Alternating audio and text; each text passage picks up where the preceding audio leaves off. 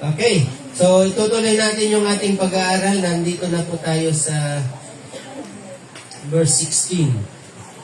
Tingnan natin kung hanggang saan tayo aabot.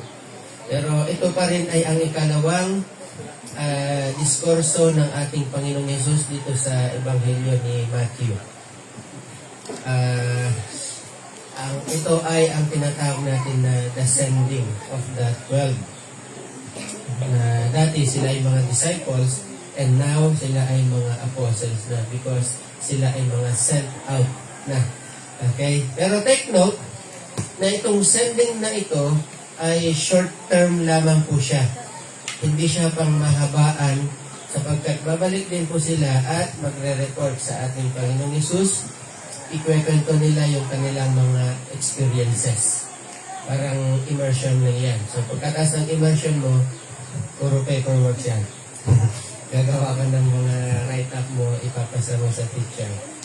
Okay, so parang internship, para siyang immersion or OJT sa mga nasa colleges.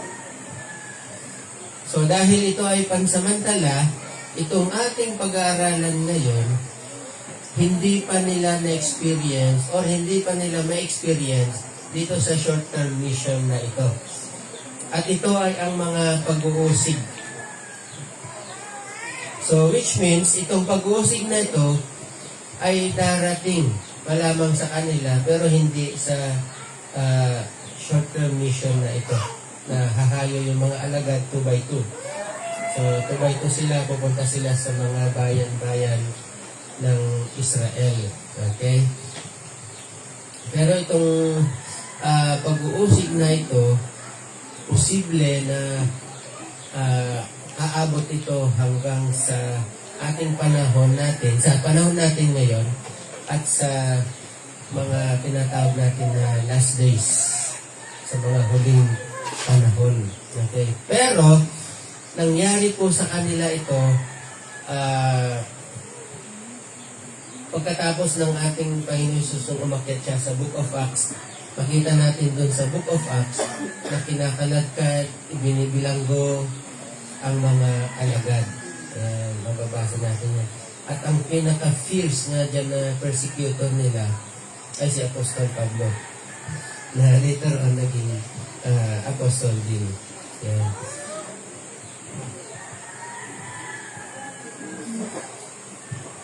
So, basahin natin o tingnan natin ito, ang mga persecutions na ito, kailan ba ito mangyayari, o baka nangyayari na, o baka nangyari na, at mangyayari pa. Sino-sino ang involved dito? Yung mga apostol lang ba? Paano yan? Wala na yung mga apostol. Diba? Or, sa lahat ng mga magiging alagad or sa lahat ng mga magsasabing sila ay Kristiyano. Sila ay mananampalataya. At sino-sino ba yung mga posible, mga possible na mag-persecute sa mga mananampalataya. Okay, yun yung ating titingnan from verse 16. So, at least hanggang siguro hanggang verse 25 or pwedeng onwards pa. Okay, verse 16, ang sabi dito, Behold, I send you out, a sheep in the midst of wolves. Therefore, be wise as serpents and harmless as doves. But beware of men, for they will deliver you up to councils and scourge you in their synagogues. Yung verse 16, ang sabi dito ng ating Panginoon Jesus, isinusugo ko kayo na parang mga tupa sa gitna ng mga wolves. Ano ba yung mga wolves? Ano sa Tagalog yung wolves kasi? Asong lobo? Lobo? Okay. Alam niyo ba kung ano ang wolf? Alam niyo? Hindi pa natin nakita, no? Malalaki yung mga yan, parang German Shepherd din, pero wala dito sa Pilipinas. Kadalasan. Pero ang karakter ng isang wolf ay destroyer po yan. Pag makakita ng mga pray niya, hindi niya titigilan yan hanggang sa mahuli niya ito at kakainin. Kaya isa sa mga prey ng wolf, pagkain ng wolf, ay yung mga tupa. So imaginein mo, ipapadala ka, isusugot ka ng Panginoon sa mga wolves.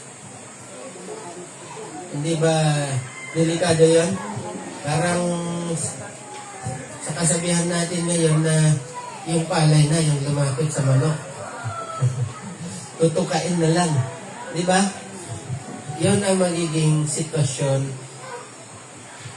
ng mga believers, ng mga mananampalataya. Pero kabaliktaran sa mga nangyayari na ngayon, na para bang nakita mo yung mga believers ay tataas-taas ng kamay, lulundag-lundag, sasayaw-sayaw, na parang nagdidiskuhan, na para bang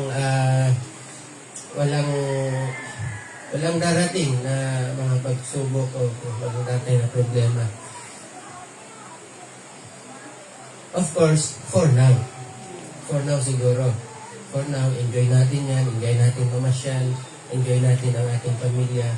Because darating yung time, haharapin natin lahat ng mga bagay na yung pag-usig. Later on, sasabihin ng Panginoon Jesus na kung siya mismo ay inusig, walang tagasunod na mas mataas sa kanyang master. In other words, kung inusig ang Panginoon Jesus, ang mga sumusunod sa kanya, uusigin din. Na katulad ng ating Panginoong Jesus. Now, ano ba ang pag-uusig? Persecution.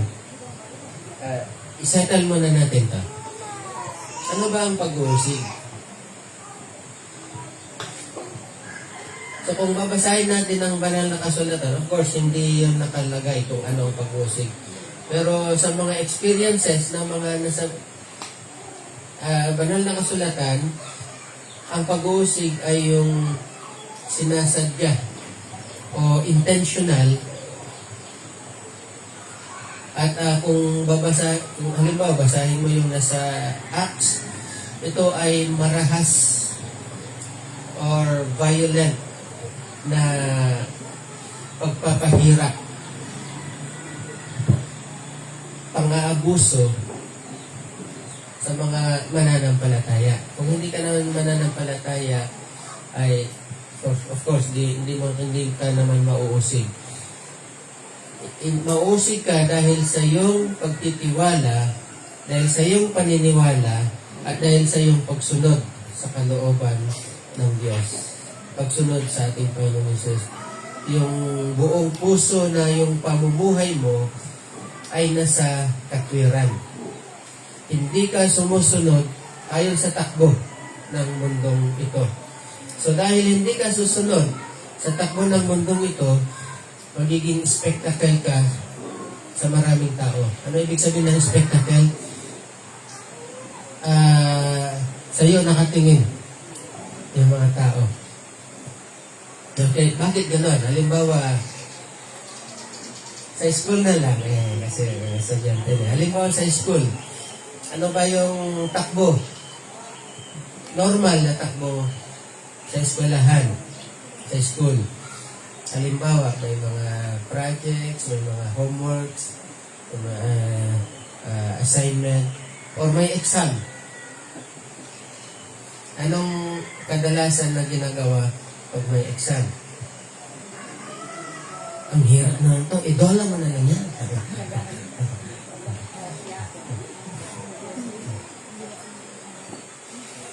Siyempre, magkakakonsabahan yung mga magkakaklase. Sulat mo sa likod ko sa kabilang. Diba? Tapos, karating ikaw, ay sabihin mo, ay, ayoko na ganyan. Hindi ka ba kainisan? Hindi ka ba aalikustahin dahil sa kakaiba yung galaw mo, kakaiba yung pag-ugali mo, hindi ka umaayon sa gusto nilang mangyari. Ganon din pag may project kayo, magkakagrupo kayo, di ba?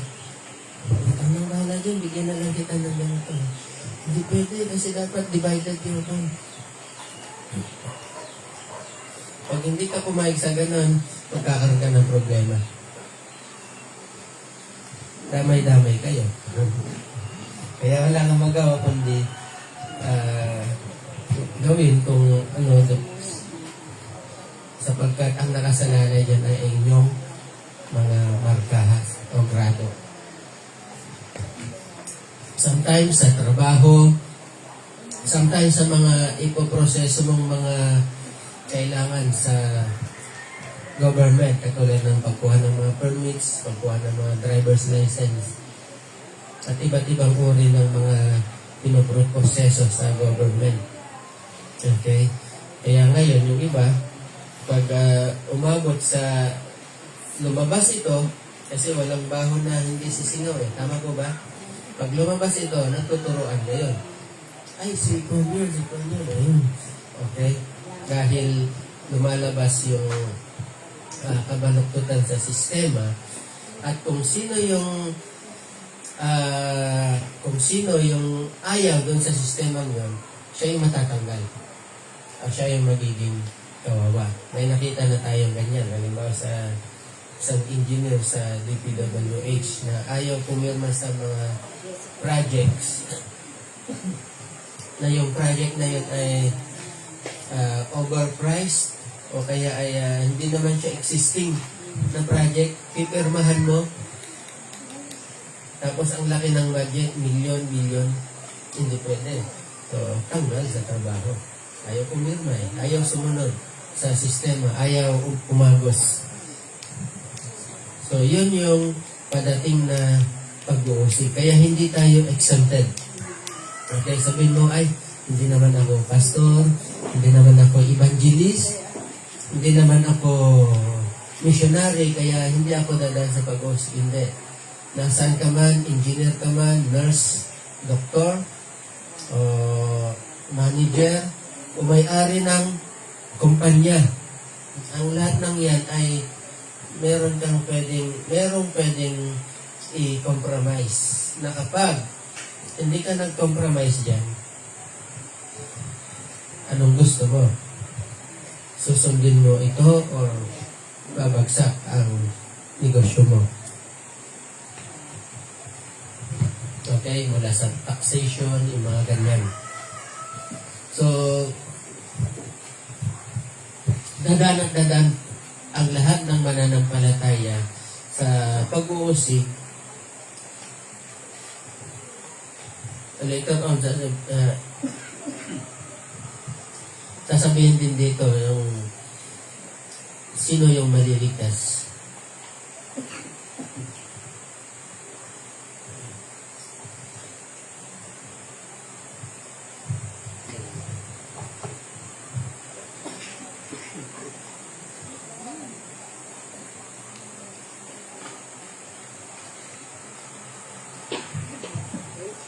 Kumakati lang naman pag nagsasalita ng nakagano. Compensate na tayo niya. Okay, tuloy natin. Even after ang ating nabuhay na maguli ang ating Panginoon Jesus at umakyat sa doon sa langit, yung mga alagad later on, dumaan din sila sa pag-uusig. Okay, halimbawa, bigyan ko kayo ng mga halimbawa na naitala sa history, no? Si Santiago, na anak ni Zebedeo, at si Santiago ay kapatid ni John, si John the Beloved.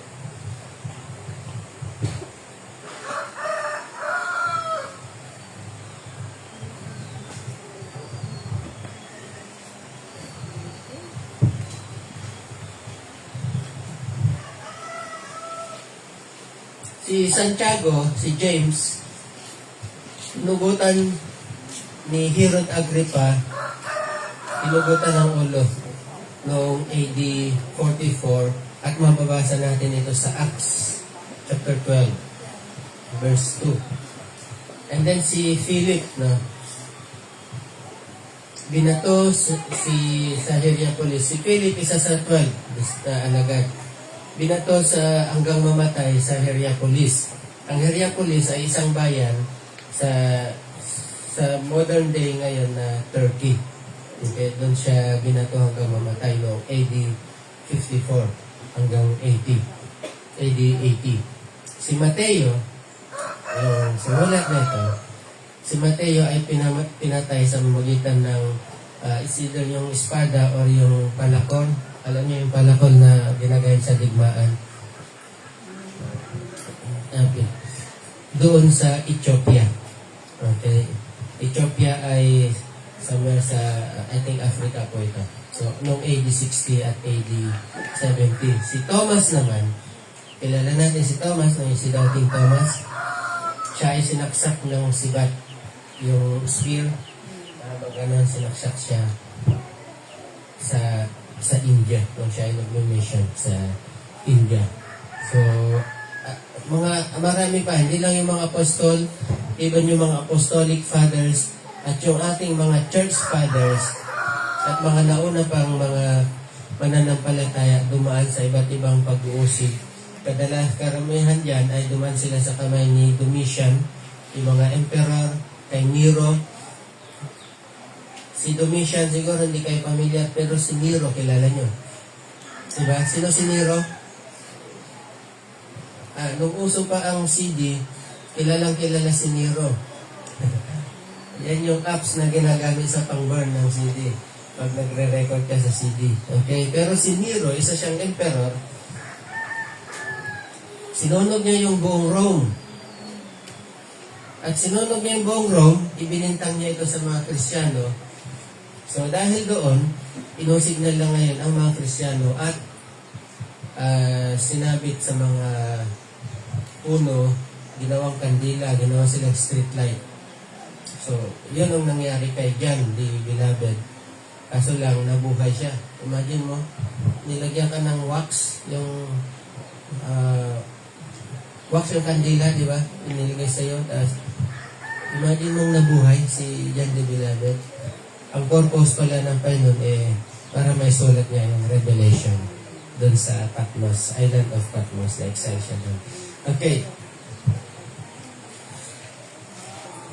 Ang mga bagay na ito, ang pag-uusig, ito ay tinitingnan as a consequence of living godly in a hostile world. In other words, consequence yan ng ikaw ay isang tupa na namumuhay ka sa gitna ng mga wolves. Okay? Ito ay ma-experience mo bilang bahagi mo dun sa suffering na naranasan din ng ating Panginoong Jesus. Okay? Verse 17,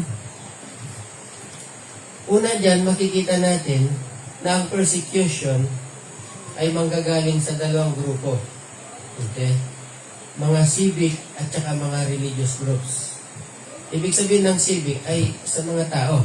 Minsan sa isang community. Okay? Verse 17, but beware of men, for they will deliver you up to councils and scourge you in their synagogues. So, itong councils ay ito yung tinatawag na Sanhedrin. Ito'y kapulungan ng mga selected na mga Pharisees, mga Sadducees, at saka mga elders, at saka mga prominenteng tao sa Jerusalem, sa Israel. At least ang bilang nila ay 70. Sila yung namumuno sa lahat ng mga kalakaran sa Israel, habang ang politika naman ay pinumunuan ng mga Romano. Pero pagdating sa pagpaparusa,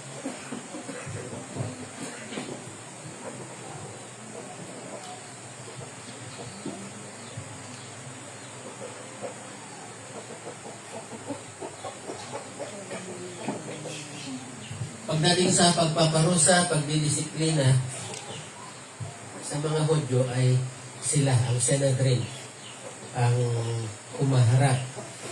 And then, scourge, meaning lalapiguin ka. Kadalasan yung scourge na yun ay pwedeng tinik-tinik o kaya ay yung may bakal sa dulo para makakita yung sus. sa kanilang mga sinagoga.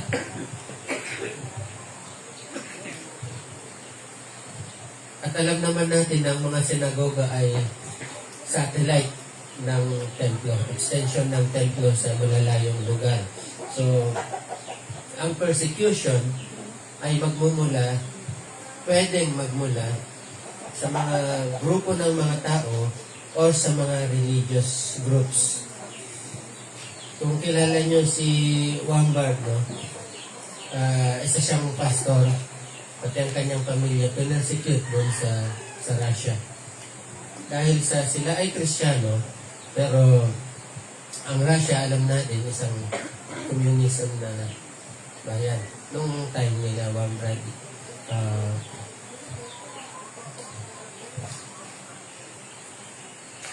ikinulong siya.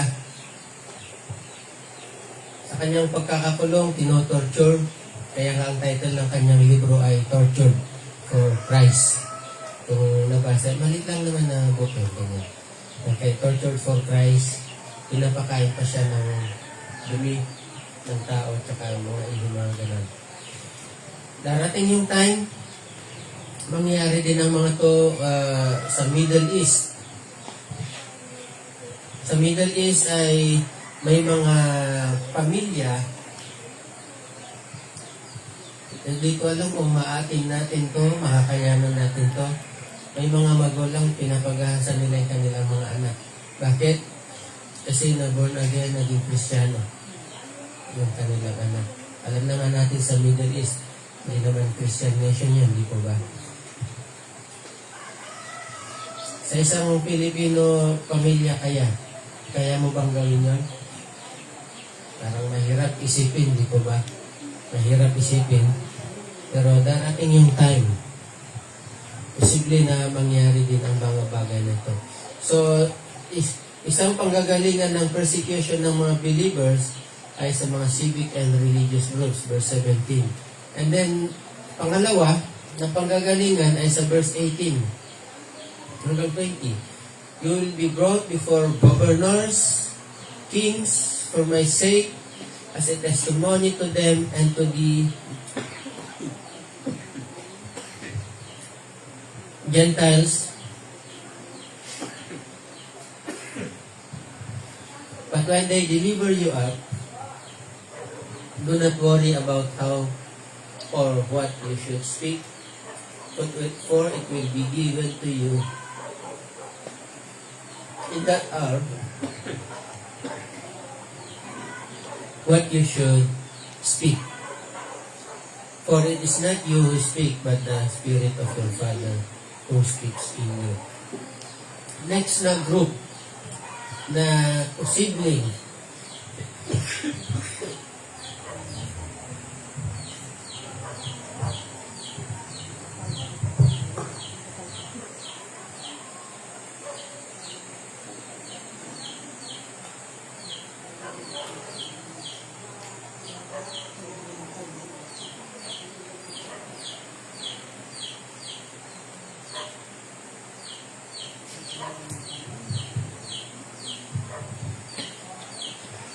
bagal-bagalin na lang natin.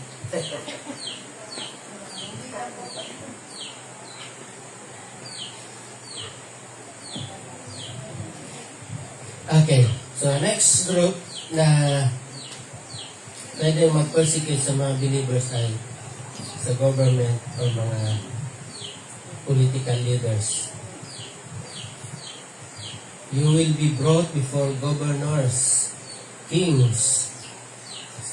Sa ngayon ay mga presidents o mga political leaders for my sake, dahil sa ating Panginoong Jesus, as a testimony to them and to the Gentiles. Okay. As a testimony, meaning hindi ka pupunta doon para magte-testimony, kundi ihaharap ka dahil may mga tao na nagre-reklamo sa iyo. Okay? So, magbabayad sila ng mga false witnesses, ituturo ka na gumagawa ka ng kaguluhan. Darating din yung time na to. Actually, Sa ating, sa ibang bansa, yung Biblia ay binawal sa mga school, di po ba?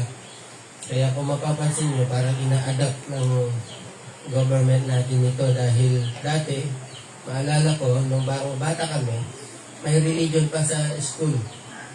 May religion na bahagi ng curriculum. Pero ngayon wala na.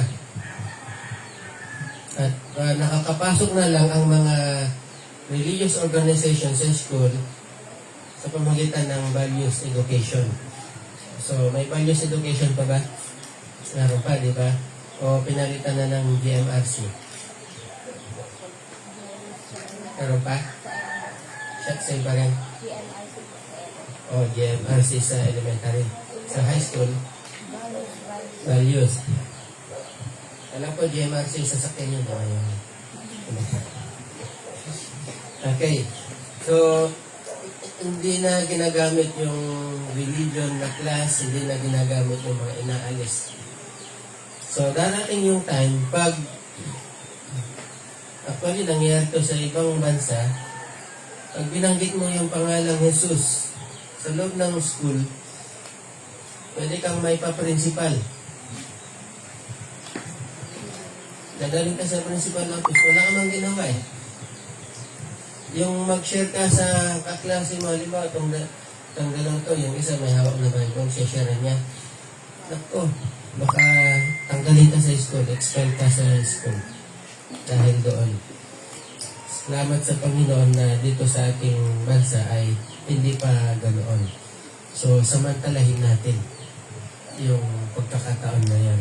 Ito yung mga pagkakataon na, ito yung mga panahon na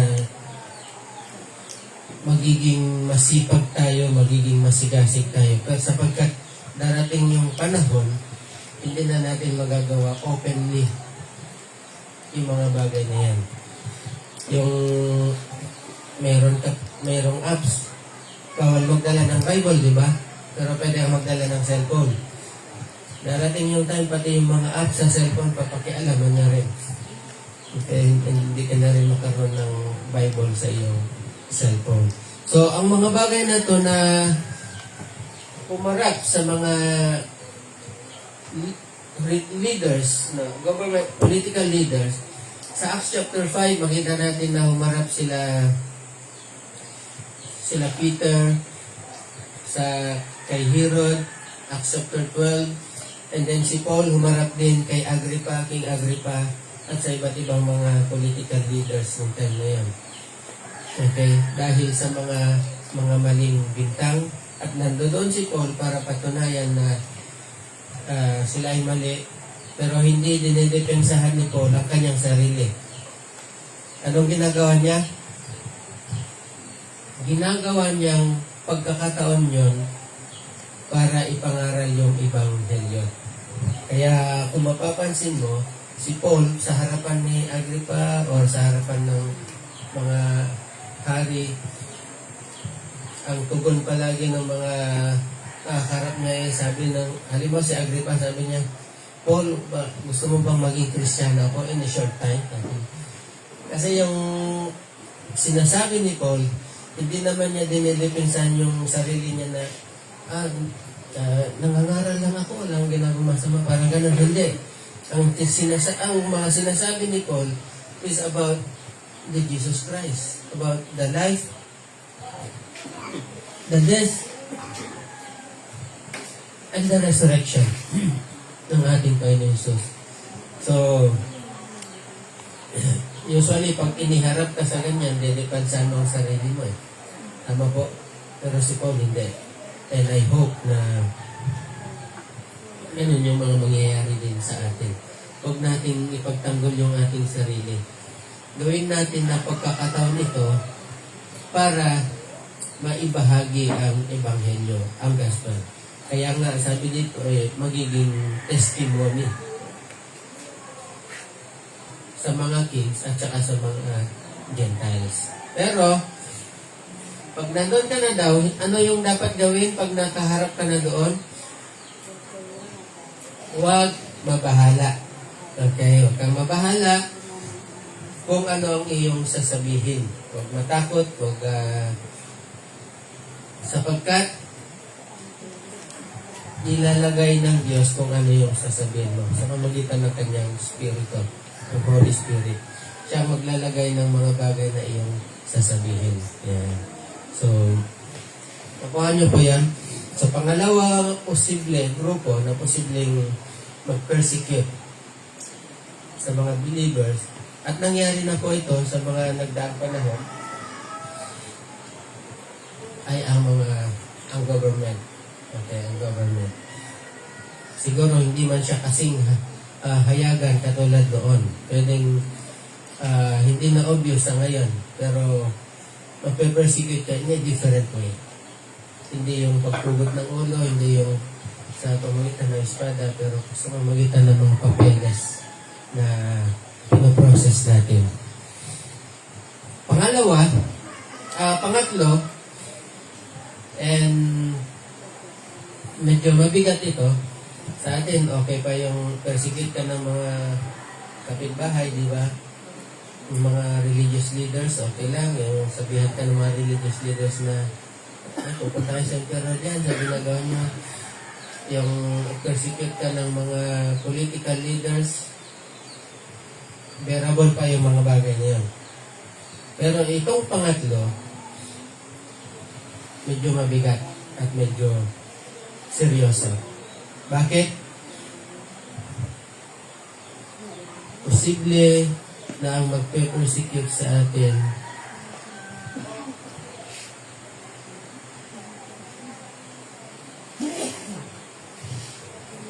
ay ang pamilya mismo.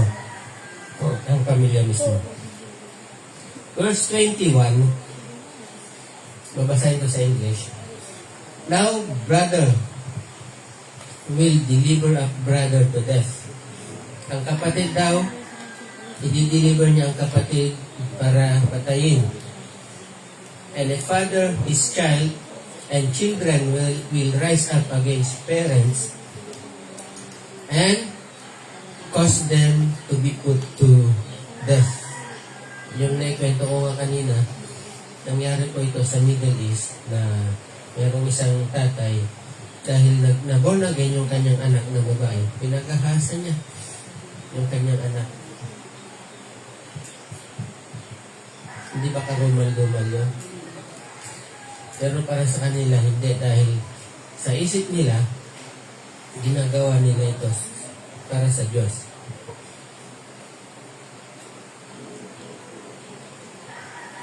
Sa ngayon, sa ibang bansa, syempre, pwede imposible, lalo na sa Middle East o sa mga communist na mga bansa.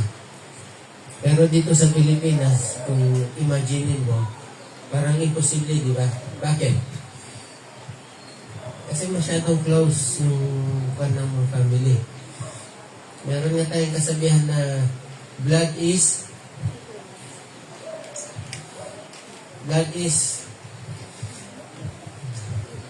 tigtad. Blood is thicker than water. Ibig sabihin, pagka mag-anak mo yan, kahit ano pa yung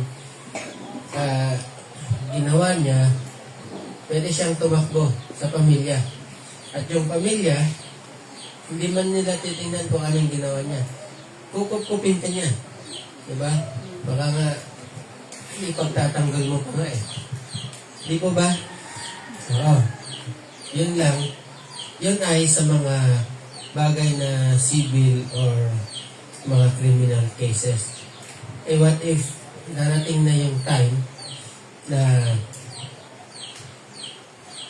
dahil sa lahat ng magko-confess that Jesus Christ is Lord, papatayin. Lahat ng magko-confess, lahat ng kukup-kup sa mga Kristiyano, whether pamilya o hindi, ay papatayin. O hindi man papatayin, magugutom. Bakit? Kasi kukontrolin nila pati pagkain, di ba? Mapansin nyo ngayon, pati tubig na kukontrol na rin. yung inumin, naka-bottle. Nasanay tayo na bumibili ng tubig na inumin. Pero darating yung time, kontrolado na rin yan. Hindi ka niyan makakabili kung wala kang marka. Wala kang mark of the beast. Sabihin mo, edi mananaman na lang ako. Darating yung time, hindi ka rin makabili ng binhi. Bakit? Kontrolado rin nila dahil sa mga hybrid na mga binhi. Kung familiar kayo sa mga hybrid na binhi. Ano ba yung hybrid na binhi? Noong panahon namin, kailan lang naman yun. Hindi pa naman masyadong matagal. Pag nagtanim ka, magtingin ka lang ng magandang bunga. Papatuyuin mo yun, pwede mong itanim ulit. Second generation, third generation, fourth generation, or forever, pwede mong itanim yan ng ulit-ulit. Pero ngayon, hindi pwede. Bumili ka ng hybrid na sitaw, unang bunga talagang ang gaganda. Hindi mo pwedeng ipabinhi yun. Bakit? Tutubo yun, pero hindi siya mamumunga ng maayos. Pangit ang tubo kasi hindi siya designed na maging second generation or third generation. Halimbawa yung mga upo na hybrid. Diba? Hybrid, ibig sabihin na abot sa 1 metro mahigit yung haba ng upo. Tapos sabihin mo, ay, ang ganda ng bungang ito. Papabinhi ko nga ito. Hindi na po yan tutubo ng maayos sa susunod. Hindi na rin siya mamumunga. Sayang ang pagod mo. Kaya gagawin ng mga tao, mga magsasaka, bibili sila ng mga hybrid. Darating yung time, hindi ka makakabili ng hybrid. Bakit? Wala kang tatak eh. Wala kang tatak, wala kang mark of the beast. So, kung wala kang mark of the beast, magugutom ka. Anong kakainin mo?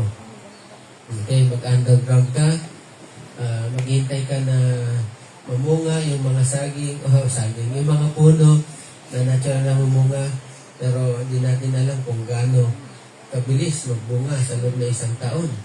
May season lang naman sila eh. So maghukay ka ng mga root crops, pero paano kung may nauna na sa iyo? Mabilisan yan, baka away-away pa yan. So darating yung time, isosurrender mo ang iyong kapamilya dahil sa sobrang gutom. At kung hindi mo gagawin yun, wala kang pagkain. Pero kung isosurrender mo, para siya ay bitayin, kung kapalit niya ay ayuda. Actually, kinondisyon na tayo doon ng pandemic. Diba? May time na ano mo na magsimba. Bakit? May namimigay ng ayuda doon. Punta tayo doon. Total, may susunod pa naman linggo. Na-condition na tayo doon. Hindi nyo ba napansin? Okay, pinag-aaralan kasi nila yung mga bagay na yan. So, itong last part na ito, yung family, posibleng mangyari.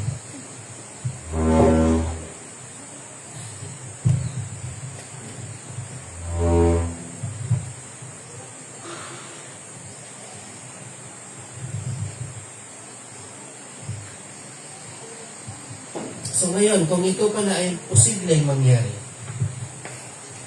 anong dapat natin gawin?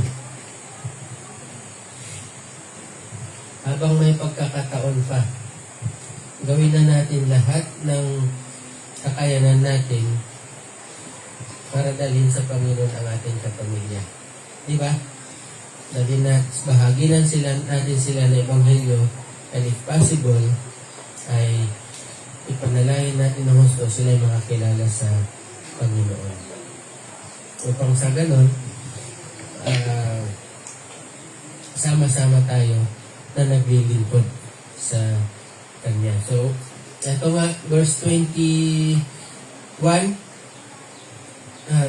now brother will deliver up brother to death, and father his child, and children will rise up against parents and cause them to be put to death.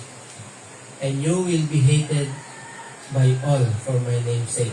Hindi lang civic group, hindi lang religious group, hindi lang mga political leaders, hindi lang ang family. Ang sabi niya is, you will be hated by all.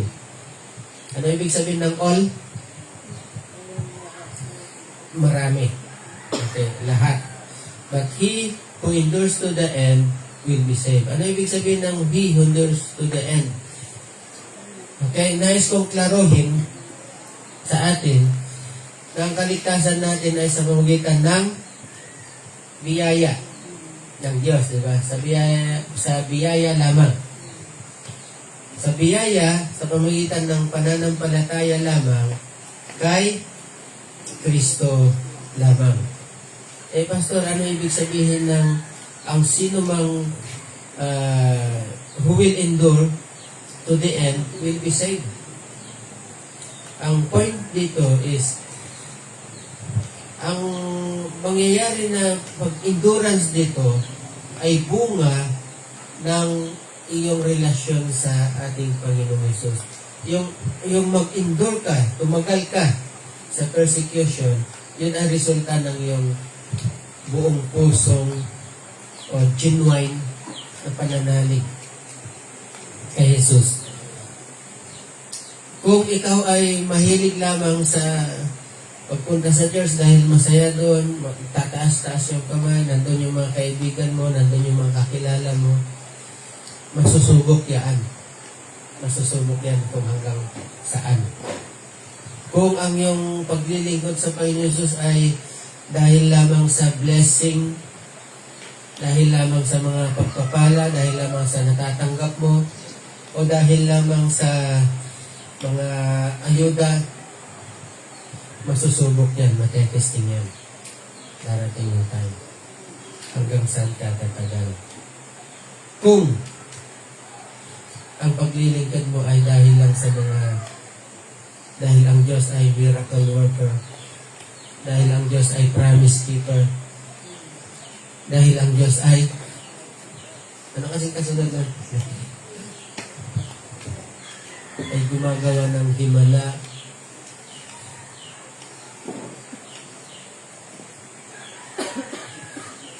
darating yung time, masusubok yung pananalig mo yan. Eh, mapapansin nyo, even sa ating mga kinakanta, kailangan tama yung theology ng mga kinakanta natin. Hindi tayo kumakanta ng mga faith, I can move mountains. Hindi naman, papuri ba yun? Hindi yan papuri. Even yung mga lyrics ng mga kinakanta natin ay dapat alam natin ng lahat ng ito ay papuri. Nagbibigay ng glory sa ating Diyos Ama. Kasi kung kakantahin mo lang ang isang kanta dahil maganda siyang sayawin, kakantahin mo lang ang isang kanta dahil sikat, kinakanta ito ng maraming churches, pero hindi mo ina-examine yung kanyang mga lyrics, masusubok ang iyong pananampalataya. Masusubok siya. Kung ang iyong pagpunta sa church dahil sa ang dami-dami mong nakikita ng ibang tao, pagpunta mo sa church dahil ang ganda ng stage, yung stage yung pastor, 40 na lang. 15 years na yan, di ba nagbabago? Kung ang pagpunta mo sa church, nakatingin ka sa mga gamit, masusubok ang pananampalataya mo na. Masusubok ang pananalig mo na. So, anong dapat natin gawin? He who endures to the end, siya yung maliligtas. Ibig sabihin, ngayon pa lang, examine mo na yung faith mo. Examine mo na yung pagiging Kristiyano mo. Totoo bang pagiging Kristiyano yan? Totoo bang pagiging born again yan? Or katulad yun ang sinasabi ng iba, born again lang.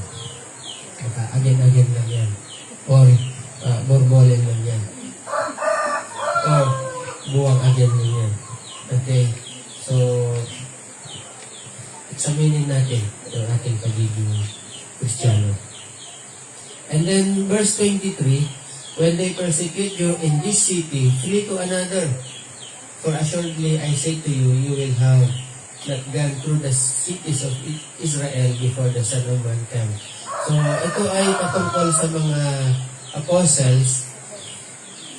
Kasi sa ngayon, wala na yung mga apostles, di ba? So, pero hindi pa naman bumabalik ang Panginoong Hesus.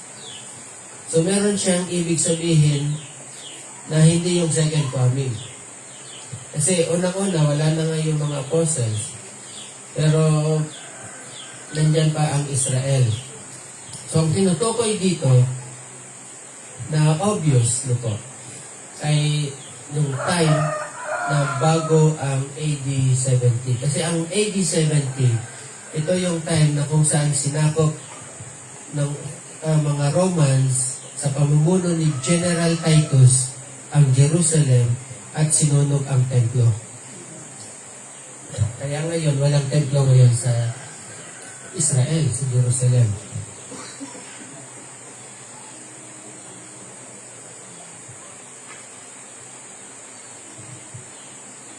Dahil nung sinira ito noong AD 70, hindi pa na itatayang ngayon. Isa din yun sa mga signs ng pagbabalik ng Panginoon yung maitayo yung may tatag yung templo muli. Yung tinatawag natin na third temple. Pero una, natingnan natin is pag pinersecute ka daw sa isang city, edi pumunta ka sa susunod. Bakit? Kasi kung pinersecute ka doon at nagmatigas ka doon, papatayin ka doon, hindi ka na makapag-share ng gospel sa ibang bayan. So mas maganda kung pag na-persecute ka na doon, ay tumakas ka na, pumunta sa ibang bayan, at doon mangaral ng Ebanghelyo ulit. So kung ganun ang mangyayari, magiging wise ka as serpent. Di ba, di natin na-discuss yung wise as serpent, harmless as dove. Ang pagiging wise as serpent, ang serpent kasi, makakita ka ng ahas, hindi naman susugod sa yun tatakbo yun. Ang katotohanan, kaya bihira lang tayong makakita ng ahas na masasalubong mo, kasi maramdaman ka pa lang niya, tumatakas na yun. Lalo na pag dito sa akin, makakita ka ng ahas, uy, adobo. Adobong tuyo. So, hindi ba naman tatakas yan? But harmless as dove. Okay, makita nyo yung mga dove, hindi naman sila kasing destructive katulad na ibang mga ibon. Di ba? Ang dove, hindi po siya destructive. So, maging harmless tayo. Ibig sabihin, hindi ka gagandi, tatakas ka pag hindi na maganda yung sitwasyon. Hindi naman dahil duwag ka, kundi dahil meron ka pang mission na gagawin. Okay? So, a disciple, sabi sa 24, is not above his teacher, nor a servant above his master. In other words, kung paanong na-persecute, kung paanong inusin nilang Panginoon Isus, ganon din ang mga mananampalataya at maniniwala sa Kanya. So, verse 25, it is enough for a disciple that he be like his teacher and a servant like his master. If they have called the master of the house Beelzebub, Beelzebub ay yung Lord of Lies, pero ito ang tawag nila sa demonyo, how much more will they call those of his household? Tatawagin ka rin na masama. Okay. Therefore, do not fear them, for there's nothing covered that will not be revealed, and hidden that will not be known. Okay. There's nothing covered. Ano man na naitago, lilitaw at lilitaw din yan. Sa ating government nga, di ba, na-expose. Kahit na anong gawing pagko-cover up ng mga malalaking tao, makakataka sila for now, pero darating yung time, lilitaw din yung kanilang mga ginawa. So, ito ba ay nakakatakot? Ito ba ay nakakatakot na propesiya na katuruan natin pa ni Jesus? Nakakatakot kung hindi ka Kristyano. Tama po? Nakakatakot kung Kristyano ka pero hindi pa fully nakasuko ang buhay mo sa Diyos. Nakakatakot kung Kristyano ka pero nakatingin ka pa rin kung ano ang makukuha mo sa Panginoon. Nakatingin ka pa rin kung ano ang gagawin sa'yo ng Diyos sa iyong buhay. Eh, doon ka pa rin nakatingin, eh, namatay na nga siya para sa atin eh. Di ba? Hindi pa ba sapat yun? So, hindi siya nakakatakot kung fully surrendered ang buhay mo at ang hinihintay mo na lang is yung kanyang muling pagbabalik. Yan. Sige, tayo tumayo, tayo manalangin. At tinatawagan ko rin po yung mga communion servants po natin.